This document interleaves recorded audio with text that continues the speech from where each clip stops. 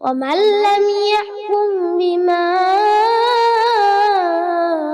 أنزل الله فأولئك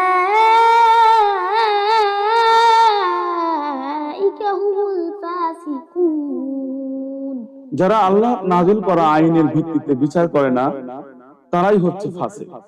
সুতরাং প্রিয় দেশবাসী, আসুন আমরা আগামী সংসদে যেন আল্লাহর বিধান অনুযায়ী ফয়সালা করা হয়, আল্লাহর বিধান অনুযায়ী বিচার কার্য পরিচালিত হয়, আমরা সেই দলের পক্ষে রায় দিই। ومن لم يحكم بما أنزل الله فأولئك هم الفاسقون।